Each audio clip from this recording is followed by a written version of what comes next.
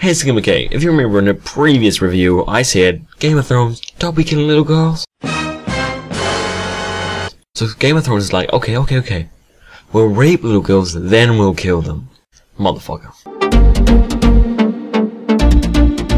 So we move over to Dorne again. Now I gotta say I was really disappointed with the Dorne storyline at this point. The last scenes we had in Dorne were pretty good and were reviving the storyline a little bit. Now I will say it was better than the ones we had in the beginning of the season, a lot better acting from the actors themselves and a more better interaction, but it still wasn't where I wanted to be. I feel like the Dorne storyline isn't moving anywhere. We haven't done really anything at all. Jaime's rocked in, oh, misunderstanding, oh, you didn't put it on us, oh, oops, okay, we're all buddies again. Nothing happened, nothing was achieved. Apart from seeing tie-ins, that was a plus. The biggest thing that stand out from the entire storyline for this episode was the mystery of who sent that Viper. Because I don't think it was Arya. If she had the time to be able to sneak in underneath Priscilla's nose and steal the necklace, she could have just killed her. Like, she's wanted to do that for how long? Cut off her finger and then send it to Cersei. This seems more like the work of either, like, Peter Baelish or something along those lines. Hashtag called it! And now finally we get some more Arya.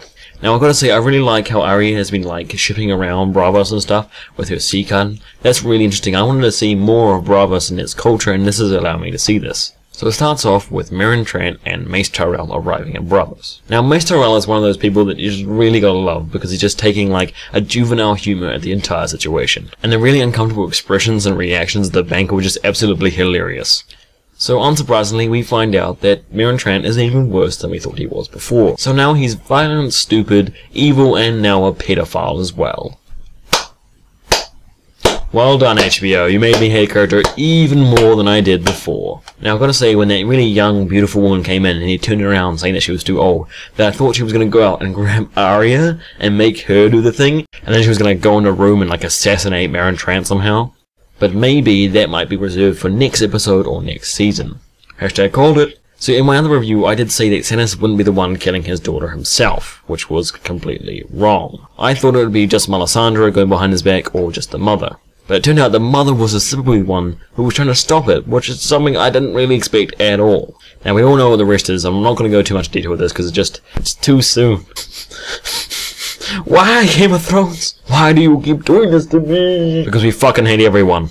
Oh. That makes sense. One quick thing I want to add to this whole entire thing is that if you remember the trailer, but way back kind of what was before the season started, there's this one scene of them icicles dripping, and I believe that is the reward they get for sacrificing Shireen. So Stannis sacrificed his one and only daughter for some warm weather. Well done. So we get Jon Snow coming back from the Hut Home with all the wildlings. Now I did quite like the stare-off between Alice Thorne and Jon Snow, which was quite cool. I also liked how when the giant came under through the gate, everyone was like, giant! The only thing I thought was missing from the entire scene was like, yo, by the way, we fought a bunch of White Walkers. Like, no one tells anyone that they just fought a giant army of the dead, and it's like, why? Like, they're right there. Like, come on, that's something you would share with your mates. Overall, there wasn't much going on the wall, so it was pretty good for the stuff we had. I did like the Ollie steer that he had, so we can see there's going to be more trouble in that direction. Hopefully they go more into that in episode 10. I would hate to wait till like season 6 to find out any more about the war, because that would just be really annoying. So now we move to the big finale Daenerys storyline.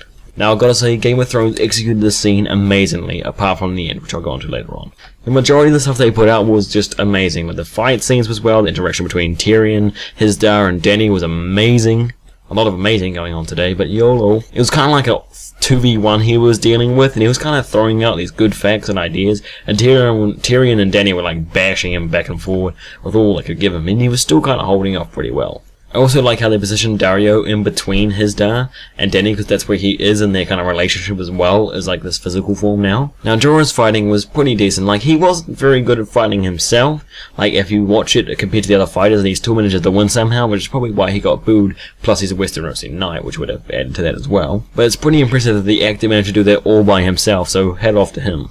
Plus, I was 100% surprised when he threw that spear. I'm like, what the f is going on? At first I thought he was aiming for Hizdahr, and that would have been like funny just to kill him right there, like, I want you, Daenerys. Come ride my dragon, if you know what I mean.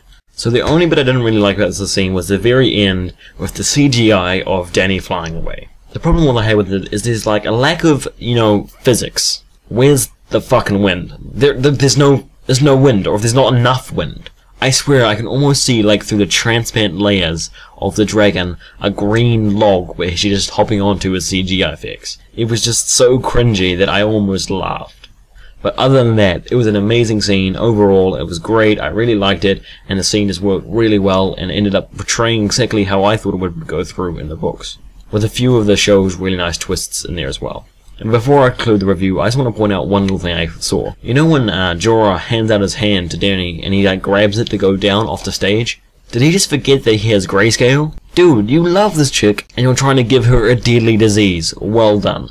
Okay guys, thanks for watching this review, and now it's time for the giveaway. Now I said in another video I was going to be re-gifting out 2 of the prizes that no one claimed in my last giveaway. I also said I would be doing an end of season giveaway, which I want to talk about really quickly right now. Now there's 2 options I'm thinking about. I'm either going to give away 10 small prizes out to my people. That's right, 10 small prizes. I sound like a commercial person. Or I'll just do 1 big prize. You guys can tell me which one you would like in the comment section below, and I will do that. Okay, now the time that you've all been waiting for, and the winners are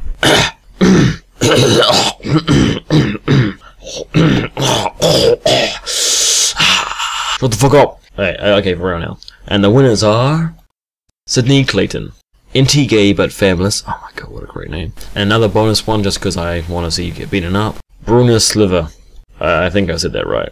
Congratulations to the winners. Make sure to comment below if you want the big prize or the lots of small prizes and for the next giveaway that will be coming up very soon. So I'll see you guys next time.